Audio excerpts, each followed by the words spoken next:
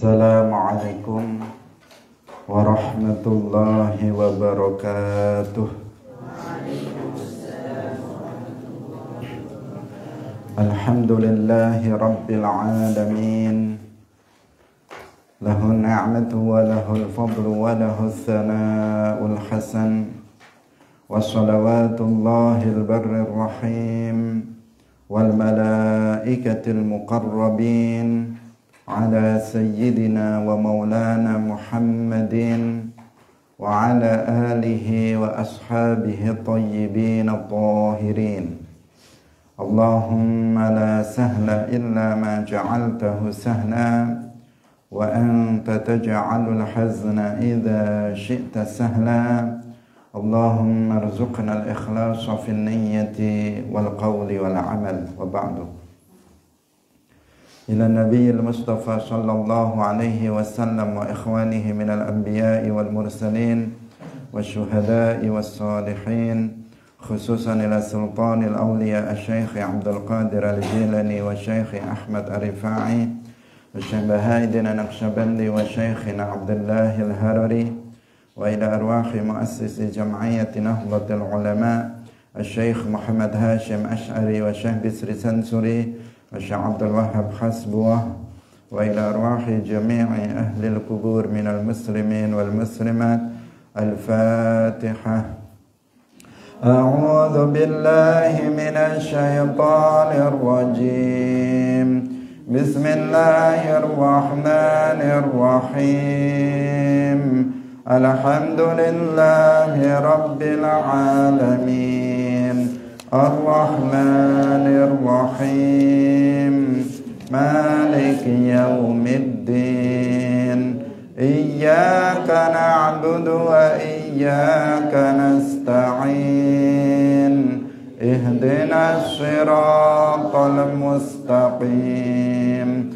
Siratal ladzina an'amta 'alaihim ghairil maghdubi 'alaihim waladdallin. Amin. Hadirin hadirat kaum muslimin muslimat, pemirsa Madu TV rahimakumullah. Alhamdulillah, kita bersyukur kepada Allah Subhanahu wa taala. Allah Subhanahu wa ta'ala telah melimpahkan nikmat-nikmatnya yang sangat banyak yang tidak terhitung oleh kita. Maka kita sudah selayaknya untuk bersyukur kepadanya. Yang paling utama adalah dengan tidak menggunakan nikmat Allah untuk bermaksiat kepadanya. Dan yang disunnahkan kita untuk mensyukurinya dengan lisan, dengan membaca alhamdulillah. Maka kita memulai setiap pengajian dengan bacaan hamdalah sebagai bentuk syukur yang disunnahkan. Salawat dan salam semoga tetap terlimpahkan kepada Nabi Agung Nabi Muhammad sallallahu alaihi wasallam, para sahabatnya, keluarganya, serta seluruh umat Islam yang mengikuti beliau ila yaumil qiyamah. Hadirin rahimakumullah, mari kita ikhlaskan niat kita masing-masing. Kita ngaji lillahi ta'ala. Kita sampai pada hadis nomor 42. An Aisyata qala al-muallif rahimahullah, an Aisyata 'anin nabiyyi sallallahu alaihi wasallam qala wasdawuh sapa Kanjeng Nabi, idza wudi'a, tatkala neten seleh apa al-asya'u makan malam, apa al-asya'u makan malam, wa uqimat lan wusten iqamai apa as-salatu salat, fabda'u mongko mulaiyo sapa sira kabeh bila asya'i kelawan makan malam. Diriwayatkan dari Aisyah radhiyallahu anha dari Nabi sallallahu alaihi wasallam bahwa Nabi Shallallahu Alaihi Wasallam bersabda, apabila makan malam sudah dihadirkan, sudah diletakkan, maksudnya sudah dipersiapkan, sudah dihadirkan, dan sholat sudah diiqomai, maka mulailah dengan makan malam terlebih dahulu. Hadirin rahimakumullah, hadis ini menjelaskan kepada kita yaitu mana yang lebih didahulukan antara makan dan sholat.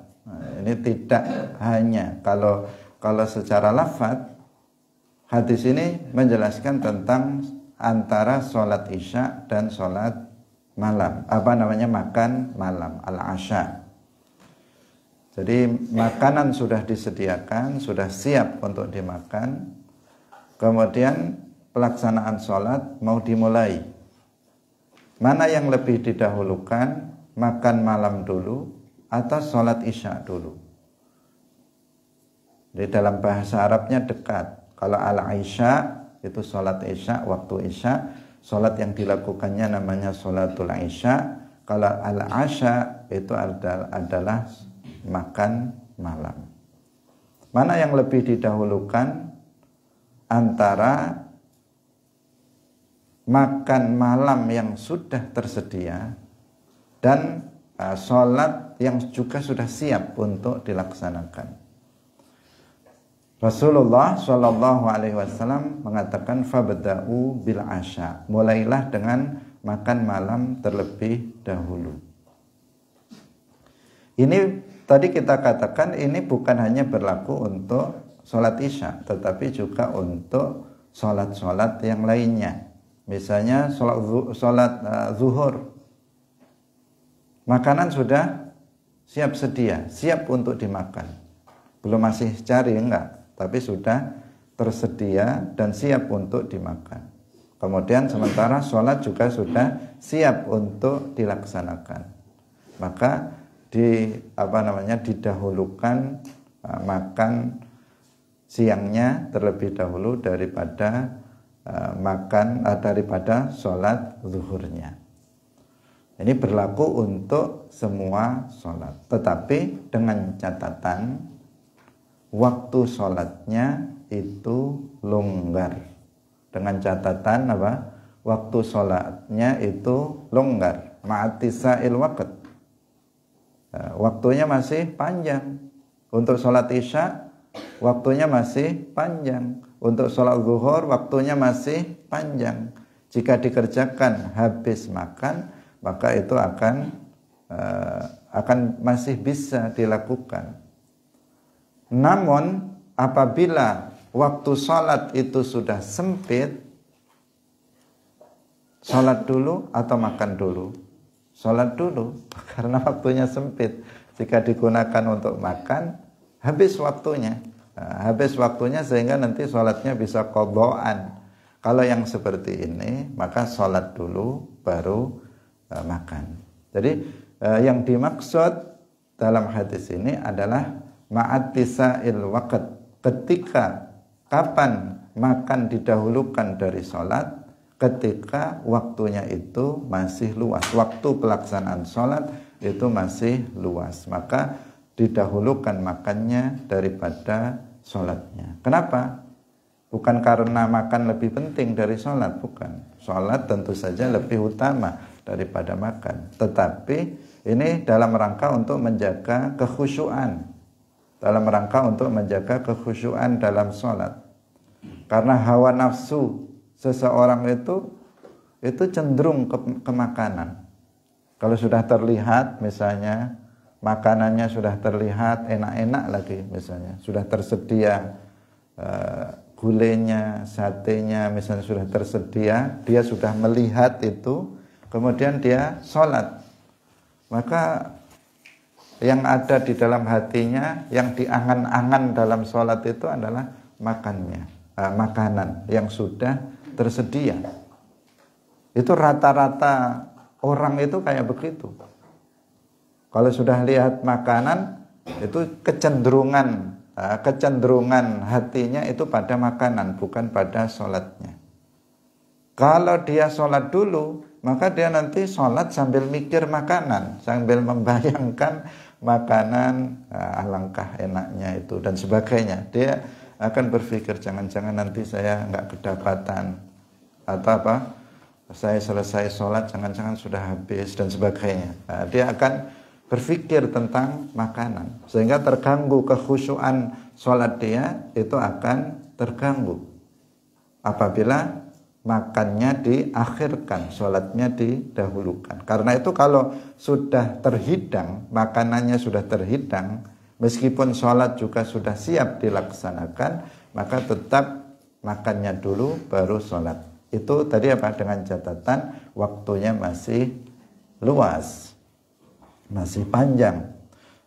Jika waktunya itu sudah sempit, maka ya sholat dulu. Apapun sholatnya, sholat dulu. Ini termasuk bukan hanya makan, bukan hanya asya atau ghoda. Kalau ghoda itu makan siang, tetapi juga minuman ya, minuman. Kalau sudah tersedia minum dulu. Kalau waktunya longgar untuk kemudian bisa melaksanakan sholat setelahnya. Jadi sekali lagi hadis ini berlaku untuk semua sholat, bukan hanya sholat isya. Hadis ini juga berlaku untuk semua makan, bukan hanya makan malam, tetapi juga makan siang, juga minum, bukan hanya makan, juga minum. Tujuannya agar betul-betul nanti seseorang bisa melaksanakan sholat secara khusyuk, tidak memikirkan makanan. Anas bin Malik, sehingga dikatakan al-asya'u qabla al-isya. Al-asya'u qabla al-isya, makan malam sebelum isya, sebelum sholat isya. An Anas bin Malik radhiyallahu anhu yaqulu ma shallaitu. Saking Anas bin Malik radhiyallahu anhu yaqulu dawuh sapa Anas, ma shallaitu ora salat sapa ingsun wara'a imamin ing dalem burine imam suci qattu babar pisan akhaffa kang luweh enteng apane salatan salate wala atamma lan ora kang luwih sempurna minan nabiyyi, luwih sempurna salate minan nabiyyi saking Kanjeng Nabi sallallahu alaihi wasallam. Wa in kana lan lamun mireng sapa Kanjeng Nabi, wa in kana lan lamun ana sapa Kanjeng Nabi iku la yasma'u yakti mireng sapa Kanjeng Nabi buka as-sabiyyi ing tangisane bocah cilik fayukhaffifu nuli ngringanaken sapa Kanjeng Nabi, ngringanaken salate sapa Kanjeng Nabi makhafata krana wedi antuftana ing yen to den kena fitnah sapa ummuhu ibuke Sobih. Diriwayatkan dari Anas bin Malik radhiyallahu anhu, beliau berkata, lebih sempurna sholatnya dari Nabi Shallallahu Alaihi Wasallam. Artinya Nabi itu, kata Anas bin Malik, itu adalah seorang imam yang sholatnya paling ringan dan paling sempurna. Itu syarat yang tidak terpenuhi, atau ada salah satu rukun yang tidak terpenuhi, maka sholatnya nggak sah. Ini sudah pasti. Lah sempurna itu bukan hanya itu, sempurna itu artinya sholat yang selain sah dengan memenuhi syarat dan rukunnya, dia juga memenuhi. Rasulullah Shallallahu Alaihi Wasallam melaksanakan sholat dengan sempurna. Tetapi sholat beliau itu khafifah, sholat beliau itu ringan, artinya tidak sangat panjang sekali. Namun semuanya sudah terpenuhi, bukan hanya syarat rukunnya, tetapi juga hal-hal yang disunnahkan dalam sholat. Karena sebagian besar kita itu sholatnya nggak sempurna. Kalau nggak sempurna ya sudah jelas cepat ya, sholatnya cepat, bahkan super cepat. Karena nggak sempurna. Kadang diambil wajib-wajibnya saja. Begitu Allahu Akbar langsung baca Fatihah. Ta'awudnya pun nggak dibaca, langsung Bismillah. Kemudian setelah itu habis Fatihah langsung ruku. Suratnya nggak dibaca lagi. Ruku pun baca tasbih kadang nggak dibaca, kadang cuma sekali. Dibaca sekali langsung i'tidal. Itu sholat yang nggak sempurna. Sholat nggak sempurna. Memang kalau sholatnya tidak sempurna. Karena pahalanya tidak maksimal. Karena ada sebagian hal yang disunnahkan di dalam sholat, itu apabila ditinggalkan, itu akan mengurangi pahala. Akan mengurangi pahala, hukumnya makruh dan akan mengurangi pahala sholatnya.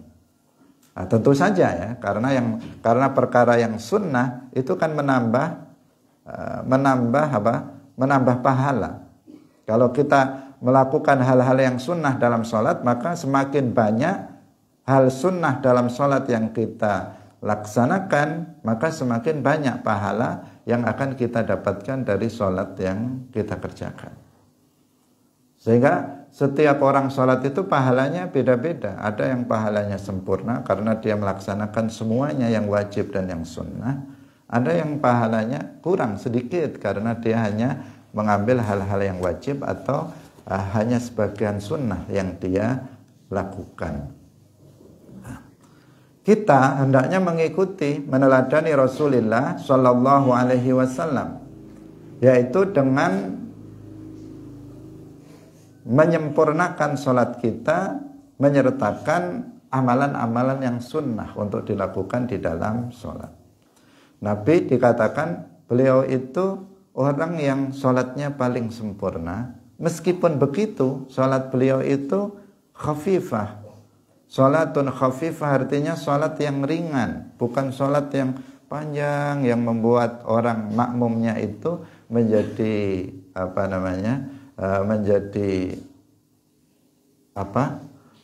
menjadi bosan. Enggak, tidak seperti itu. Dikatakan oleh Anas bin Malik, mengatakan aku tidak pernah sholat di belakang seorang imam yang sholatnya itu lebih ringan dan lebih sempurna dari Rasulullah Shallallahu Alaihi Wasallam.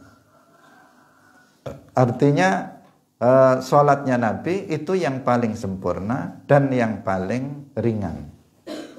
Seperti itu. Ringan itu artinya nggak panjang sekali sehingga orang yang di belakangnya itu menjadi jenuh dan bisa kehilangan konsentrasi. Dan diceritakan lagi apabila beliau mendengar ada suara bayi menangis di belakang, maka beliau mempercepat sholatnya. Mempercepat dengan pengertian tetap sempurna, tetap menjaga kesempurnaan. Hanya saja bacaannya itu diperingan. Kalau misalnya suratnya biasanya surat yang panjang dibuat surat yang pendek agar nanti sang bayi ini kan menangis, ibunya sedang sholat. Ibunya sedang sholat, bayinya yang dia bawa ke masjid itu menangis agar ibunya tidak antuftana ummuhu, ibunya tidak kena fitnah. Kena fitnah itu artinya ya dia bagaimana seorang ibu kalau dia anaknya sudah menangis, bisa saja dia membatalkan sholatnya. Bisa saja dia kemudian nggak bisa khusyuk sama sekali sholatnya. Bisa saja dia kemudian galau ibunya karena anaknya menangis, menjerit-jerit misalnya. Maka Nabi kemudian memperingan sholatnya agar cepat selesai sholat dan sang ibu kemudian bisa merawat bayinya itu, merawat anaknya tersebut. Hadirin rahimakumullah. Hadis ini sekaligus menunjukkan kepada kita bahwa dahulu kaum laki-laki dan kaum perempuan mereka hadir dalam sholat jamaah. Dan gak ada satir di antara kaum laki-laki dan kaum perempuan. Jadi di dalam masjid Nabi, masjid Rasulullah Shallallahu Alaihi Wasallam, para sahabat ketika sholat, laki-laki dan perempuan itu hadir dalam masjid. Yang laki-laki di depan dan yang perempuan ada di belakang. Itu pada zaman Nabi, bukan bersampingan, bukan laki-laki di kanan misalnya kemudian perempuan di kiri. Tetapi kaum laki-laki berada di depan dan kaum perempuan berada di belakang. Dan tidak ada satir, tidak ada penutup di antara laki-laki dan perempuan. Nah, sekarang kalau di Indonesia banyak yang banyak yang sholat jamaah putra dan putri itu bersampingan. Nah, laki-laki di sebelah kanan misalnya, kemudian perempuan di sebelah kiri. Ada juga yang di depan laki-laki, di belakang perempuan, kemudian diberikan satir. Nah, yang praktek yang dijalankan di masa Rasulullah Shallallahu Alaihi Wasallam itu enggak. Laki-laki di depan, perempuan di belakang, tanpa ada penutup di antara laki-laki dan perempuan. Itu yang pertama. Bahkan ini juga menjadi dalil bahwa ikhtilat bainan rijal wan nisa, berkumpulnya antara laki-laki dan perempuan, itu tidak haram secara mutlak. Tidak haram secara mutlak. Sebagaimana dikatakan oleh sebagian orang-orang Wahabi yang mengatakan ikhtilat itu haram secara mutlak. Sehingga kalau ada pengajian putra-putri digabungkan, itu dianggap sesuatu hal yang haram oleh mereka. Kalau misalnya bahkan dalam kelas, itu juga nggak boleh ada laki-laki dan perempuan. Kalau perempuan, gurunya harus perempuan. Kalau laki-laki, gurunya harus laki-laki. Nggak boleh ada ikhtilat, ada percampuran antara laki-laki dan perempuan dalam sebuah tempat, dalam satu tempat. Itu menurut mereka. Alasannya apa? Biar tidak terjadi fitnah. Alasannya biar tidak terjadi fitnah. Alasan seperti ini tidak bisa untuk diterima. Karena kalau fitnah laki-laki dan perempuan itu sudah sejak lama, sudah sejak zaman Nabi Adam itu sudah ada fitnah antara laki-laki dan perempuan. Bukan sesuatu yang baru ada hari ini atau kemarin baru ada fitnah antara laki-laki dan perempuan. Enggak, sudah sejak lama itu ada. Termasuk di zaman Rasulullah Shallallahu Alaihi Wasallam, fitnah laki-laki dan perempuan, hubungannya antara laki-laki dan perempuan itu sudah ada. Bahkan disebutkan dalam sebuah riwayat, ada sebagian, bahkan kemudian turun ayat tentang hal itu. Ada sebagian sahabat itu yang sengaja mereka itu datang sholat jamaah itu terakhir. Ini contoh dari fitnah yang sudah terjadi pada masa Rasulullah Shallallahu Alaihi Wasallam. Ada sebagian sahabat Nabi kalau sholat jamaah itu sengaja datang belakangan. Tujuannya agar dia nanti bisa berada di shaf terakhir. Padahal kemarin kita sebutkan shaf yang terbaik itu shaf pertama. Kalau seandainya seseorang tahu keistimewaan shaf pertama, orang akan berlomba-lomba untuk bisa berada di shaf pertama. Kalaupun diundi pun diundilah, saking rebutan untuk berada di shaf pertama. Itu hadis yang kita baca kemarin. Tapi ada juga, namanya juga manusia, meskipun itu adalah para sahabat. Ada juga di kalangan para sahabat ini yang dalam tanda kutip itu nakal. Dia sengaja datang belakangan, biar berada di belakang sendiri safnya, sehingga ketika dia rukuk dia bisa melihat perempuan di belakang. Dia bisa melihat perempuan melalui sela-sela tangannya ini ketika rukuk, bisa lihat perempuan di belakang. Ini kan fitnah yang terjadi di antara laki-laki dan perempuan. Tetapi Rasulullah Shallallahu Alaihi Wasallam kemudian tidak lantas. Nabi tahu karena turun wahyu tentang itu dan Nabi memperingatkan kepada para sahabat tentang hal itu. Namun meskipun terjadi fitnah, Nabi tidak lantas kemudian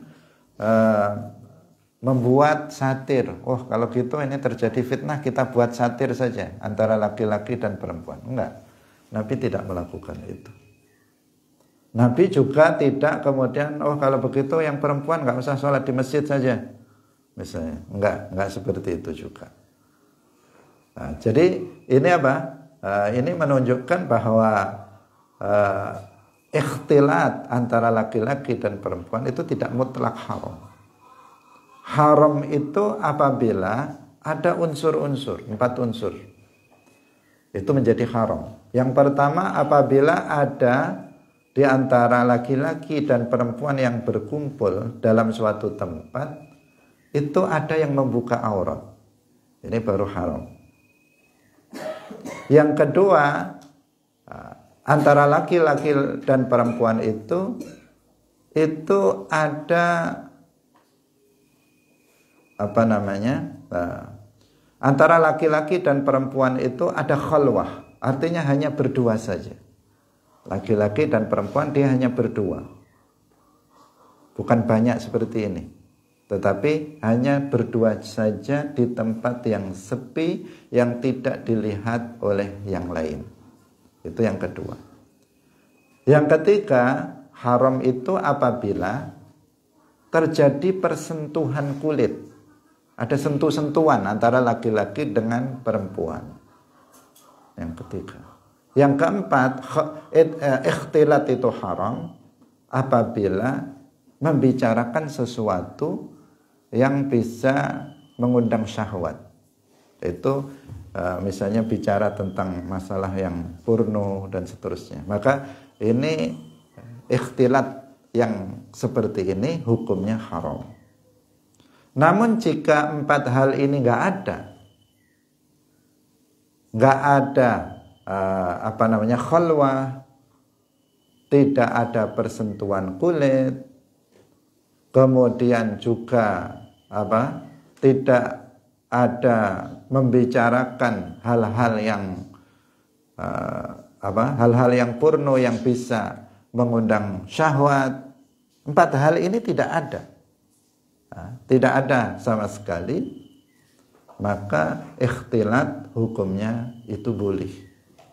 Seperti di sini misalnya kita ada pengajian umum, ada laki-laki, ada juga perempuan. Laki-lakinya banyak, perempuan juga banyak. Semuanya menutup aurat, tidak satu pun yang membuka aurat. Nggak ada yang sentuh-sentuhan kulit. Kemudian yang kita bicarakan soal agama, bukan masalah syahwat.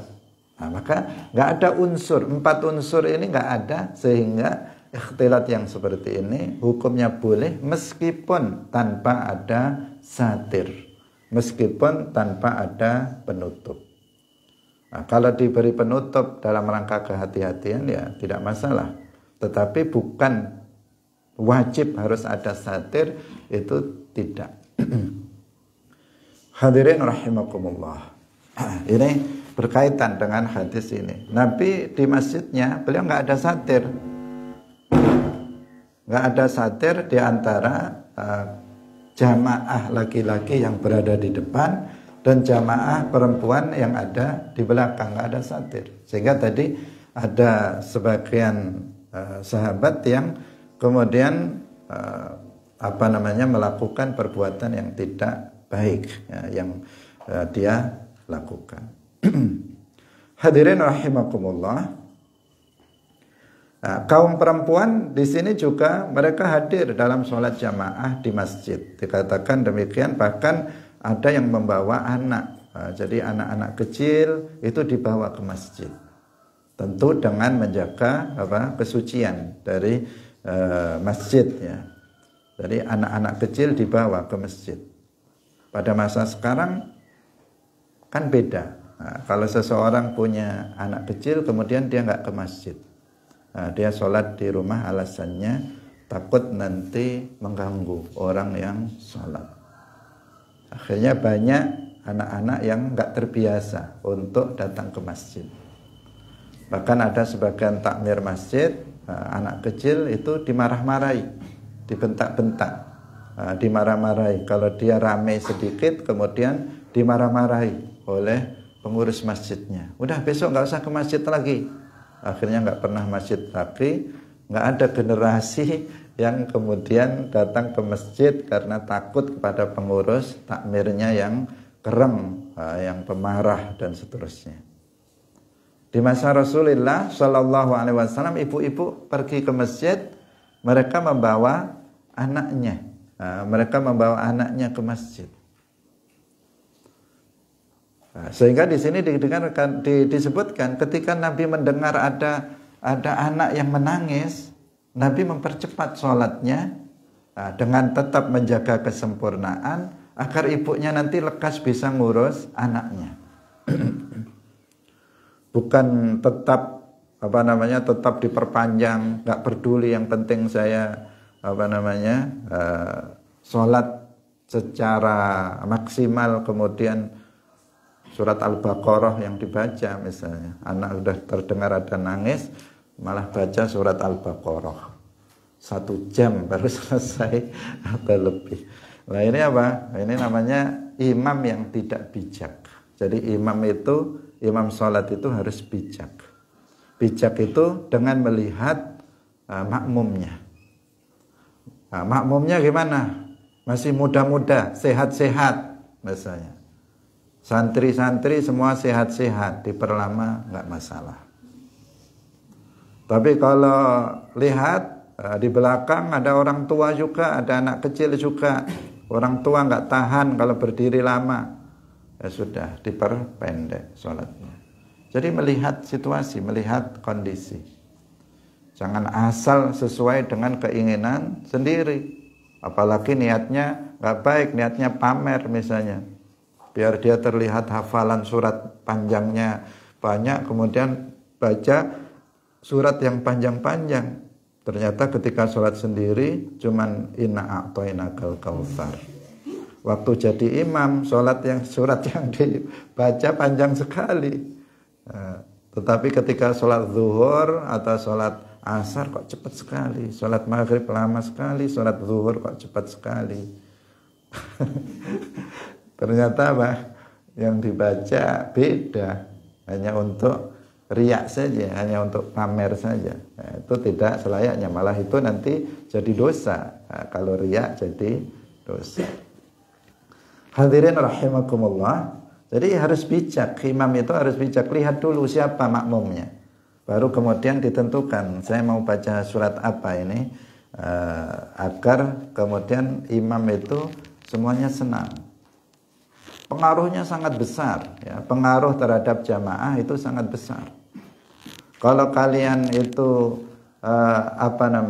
sholatnya yang dibaca panjang-panjang, jamaahnya semakin hari akan semakin berkurang. Itu nyata, ya, itu nyata. Kalau kita misalnya yang fakta sholatul tarawih misalnya, mana yang lebih cepat, lebih ramai daripada yang lebih lambat. Meskipun jarak waktunya itu cuma 5 menit. Di sana, misalnya di musola sini, selesai 7:30. Di tempat kita, selesai misalnya jam 7:30 lewat 5 menit. Cuman selisih 5 menit saja. Udah banyak yang pindah ke sana daripada yang di sini. Padahal cuman selisih 5 menit saja.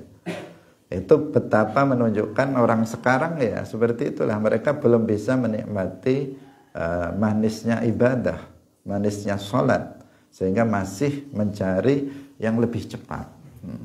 Kita nggak seperti itu juga. Artinya kita tidak melayani makmum dengan alasan cepat, kemudian kita menghilangkan hal-hal yang sunnah, apalagi tumakninah dihilangkan, yang itu merupakan rukun sholat. Enggak, kita enggak. Kalau masalah rukun sholat, masalah syarat sah sholat, enggak ada tawar-menawar dengan makmum. Meskipun makmum misalnya mengusulkan udah nggak usah tumakninah, nggak diterima. Kalau masalah itu nggak diterima. Tapi kalau diganti misalnya kalau biasanya surat An-Naba sekarang diganti kulhu aja lah, bisa diterima. Yalah, nggak apa-apa kulhu. Karena surat ya tetap kita membacanya, tetapi pilihan suratnya menjadi surat yang lebih pendek. Bisa diterima. Tetapi kalau disuruh meninggalkan tumakninah nggak bisa diterima. Atau meninggalkan hal yang sunnah dalam sholat untuk mengurangi kesempurnaan sholat, maka tidak. Yang bisa diterima adalah meringankan. Meringankan bukan mengurangi syarat dan rukun atau mengurangi hal yang sunnah, tetapi dengan volumenya yang itu dikurangi. Hadirin yang dirahmati oleh Allah Subhanahu wa ta'ala. Dan ini secara keseluruhan, hadirin rahimakumullah, secara keseluruhan menunjukkan betapa Rasulullah Shallallahu Alaihi Wasallam itu sangat menyayangi umatnya. Beliau sangat sayang terhadap umatnya, sehingga mendengar bayi menangis saja di belakang, Nabi sangat sayang, khawatir nanti bagaimana anak itu, bagaimana ibunya nanti dan sebagainya. Beliau khawatir terhadap kebaikan mereka, sehingga Nabi pun kemudian yukhaffif, memperingan sholatnya.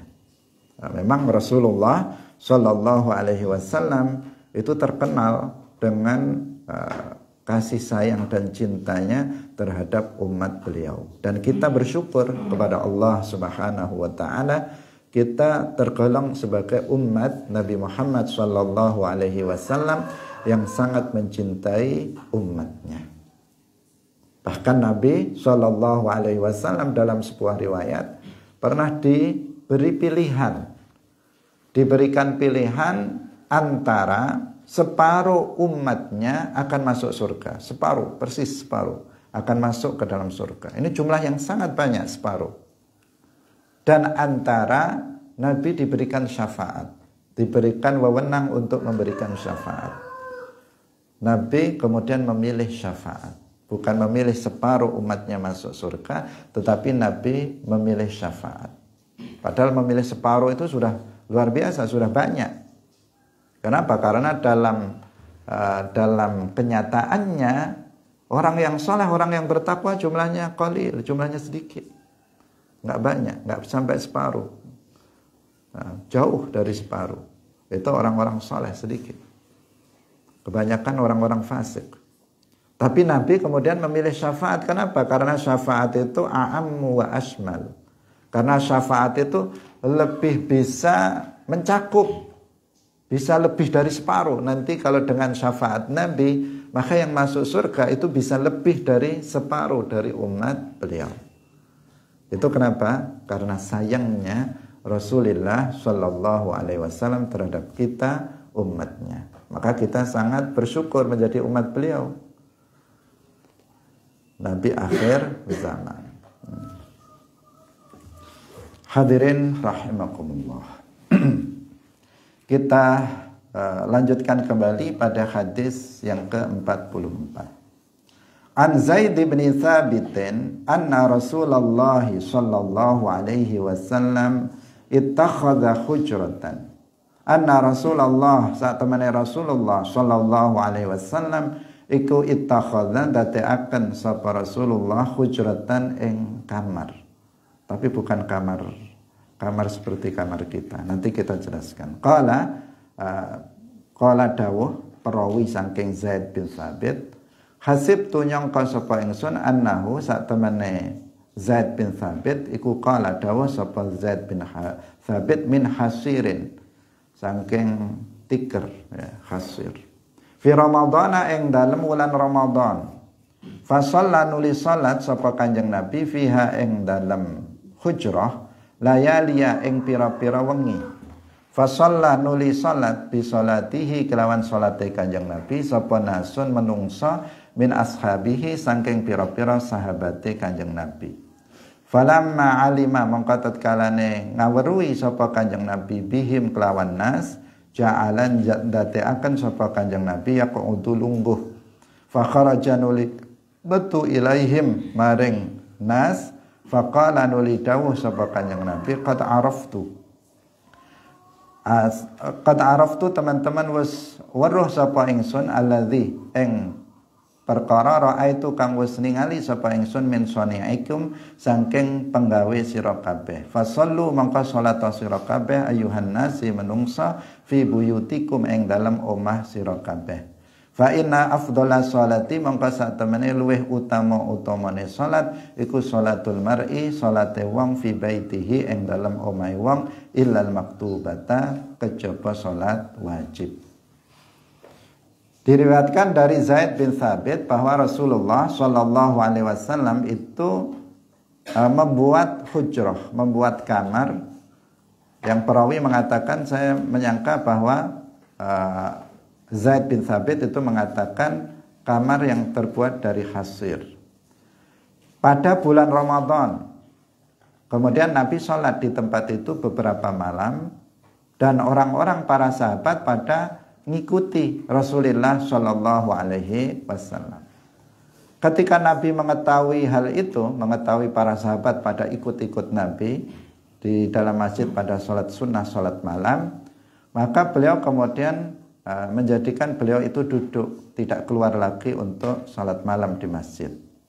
Fa kharaja ilaihim, kemudian Nabi keluar kepada mereka dan bersabda, aku telah mengetahui apa yang aku lihat berupa perbuatan kalian, maka sholatlah kalian wahai manusia di rumah kalian, karena sholat yang paling utama itu sholatnya seseorang di rumahnya kecuali sholat wajib.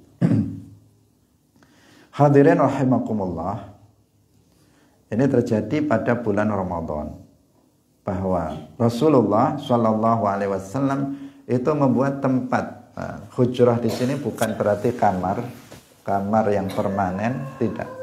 Tetapi Nabi membuat tempat yang khusus, yang di situ dikasih tikar yang secara khusus untuk Nabi Shallallahu Alaihi Wasallam.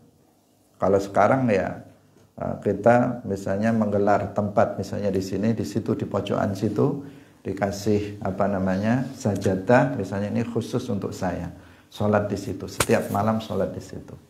Nah, Nabi pernah pada suatu Ramadan, di bulan Ramadan beliau membuat seperti itu, dan Nabi itu sholat di tempat itu. Sebenarnya dikatakan layaliya, beberapa malam ini dalam hadis yang lain disebutkan hanya 3 hari saja. 3 hari itu pun tidak setiap malam. Nah, tidak setiap malam. Tidak secara berurut. Tapi malam ini sholat. Tanggal 21 beliau sholat. Besoknya datang ke masjid, sholat di tempat yang beliau buat itu. Kemudian besoknya nggak sholat, maksudnya nggak datang ke masjid, bukan nggak sholat, nggak datang ke masjid. Besoknya lagi baru datang lagi ke masjid, sholat di tempat itu. Besoknya lagi sholat. Kemudian Nabi melihat ini kok semakin hari semakin banyak yang ngikut. Jadi ketika para sahabat melihat Nabi itu melakukan sholat malam di bulan Ramadan di tempat yang beliau siapkan untuk beliau, itu banyak para sahabat yang kemudian ikut-ikutan datang ke masjid dan sholat. Hari pertama nggak begitu banyak, besoknya tambah banyak lagi, besoknya tambah banyak lagi yang sahabat ikut sholat di masjid. Nabi mengetahui tentang hal itu, sehingga Nabi kemudian nggak datang lagi ke masjid. Nabi nggak datang lagi ke masjid. Kenapa Nabi nggak datang lagi ke masjid? Karena Nabi dalam riwayat yang lain dikatakan Nabi itu khawatir. Nabi mengatakan khasyitu antufrada lakum sholatul lail.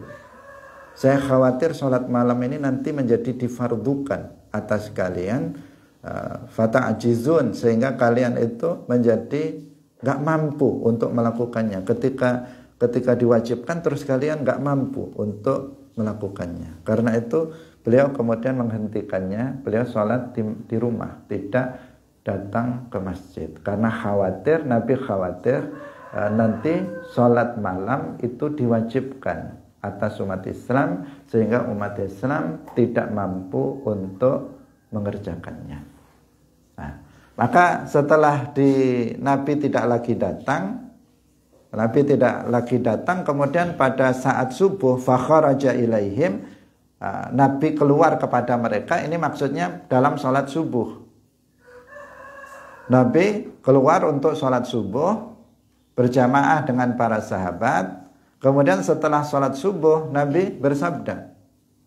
Setelah sholat subuh Nabi bersabda, qad araftu alladhi ra'aitu min sani'ikum fasallu ayyuhan nas fi buyutikum. Aku sudah mengetahui apa yang aku lihat dari perbuatan kalian. Perbuatan kalian itu yaitu berupa sholatnya saja, bukan hanya sholatnya saja. Karena itu bukan hanya mereka meniru Nabi datang ke masjid dari sisi sholatnya saja, tetapi juga mereka pada mengeraskan suara mereka dalam zikir, dalam tasbih.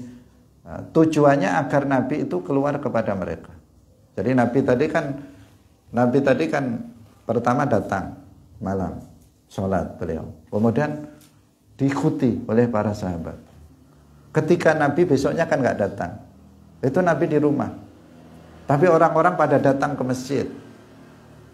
Mereka pada bertasbih dengan suara yang keras, suara keras. Tujuannya Nabi biar dengar. Tujuannya Nabi yang sedang di rumah biar mendengar. Setelah mendengar, Nabi nanti keluar ke masjid. Tapi Nabi nggak keluar ke masjid. Kemudian itu untuk sholat malam ini, sholat malam. Kemudian besoknya Nabi datang, semakin banyak orang datang. Ketika Nabi nggak datang, mereka suaranya keras sekali di masjid. Mereka bertasbih, berzikir. Tujuannya apa? Agar Nabi bisa mendengar dan Nabi datang kepada mereka untuk bersama-sama sholat malam. Maka pada hari berikutnya setelah hari ketiga, habis subuh, Nabi mengatakan, saya tahu tentang apa yang kalian lakukan. Kalian pada datang ke masjid, suaranya dikeraskan biar saya dengar. Itu saya tahu. Tujuan kalian itu saya tahu. Kemudian Nabi mengatakan, fasallu ayyuhan nas fi buyutikum. Salatlah kalian di rumah kalian. Karena salat yang lebih utama, itu salatnya seseorang di rumahnya, kecuali salat wajib. Kalau salat maktubah, salat wajib, sholat yang 5 waktu, maka yang lebih utama dilakukan di masjid secara berjamaah. Tetapi kalau sholat sunnah, yang lebih utama itu dilakukan di rumah, bukan di masjid. Tadi kalau kita sholat qabliyah atau ba'diyah, yang lebih utama dilakukan di rumah, sholat qabliyah baru pergi ke masjid. Itu yang lebih utama. Tetapi dilakukan di masjid juga nggak apa-apa, apalagi kalau di rumah nggak sholat. Sholat qabliyah atau ba'diyah. Tetapi yang lebih utama sholat sunnah dilakukan di rumah. Illal maktubah, kecuali sholat maktubah. Hadirin yang dirahmati oleh Allah Subhanahu wa ta'ala. Jadi sholatut tatawwu', sholat sunnah, itu yang lebih utama dilakukan oleh seseorang di rumahnya. Kalau sholat wajib itu dilakukan secara berjamaah di masjid. Hadirin yang dirahmati oleh Allah Subhanahu wa taala. Lagi-lagi hadis ini menunjukkan betapa Nabi itu sangat menyayangi umatnya. Nabi khawatir, ini bukan hal yang buruk, salat malam, memperbanyak salat malam di masjid bukan sesuatu hal yang buruk. Hanya saja Nabi ini khawatir, jangan-jangan nanti salat malam itu diwajibkan. Kalau sholat malam itu diwajibkan, kemudian umatku itu nggak mampu melakukannya, kan mereka berdosa, jadinya berdosa. Sehingga itu akan membawa bahaya bagi mereka untuk akhirat mereka. Karena kenyataannya sholat 5 waktu saja banyak orang yang nggak sholat. Padahal sholat 5 waktu. Bagaimana seandainya ditambah sholat malam? Sepertiga jam 3 harus sudah bangun misalnya. Tambah banyak yang nggak sholat malam, yang itu hukumnya seandainya diwajibkan itu hukumnya wajib. Maka Nabi nggak menghendaki seperti itu, sehingga sholat wajib itu hanya 5 saja. Tidak ada sholat yang wajib selain yang 5. Sholat Jumat itu kan pengganti sholat dari zuhur. Jadi sekali lagi ini menunjukkan apa? Menunjukkan rahmahnya Rasulullah Shallallahu Alaihi Wasallam kepada umatnya. Demikian pengajian kita pada pagi hari ini. Semoga bermanfaat bagi kita semuanya, menjadi ilmu yang manfaat, barokah fid dunya wal akhirah. Barakallahu fikum. Wallahul muwaffiq ila aqwamit thariq. Wassalamualaikum warahmatullahi wabarakatuh.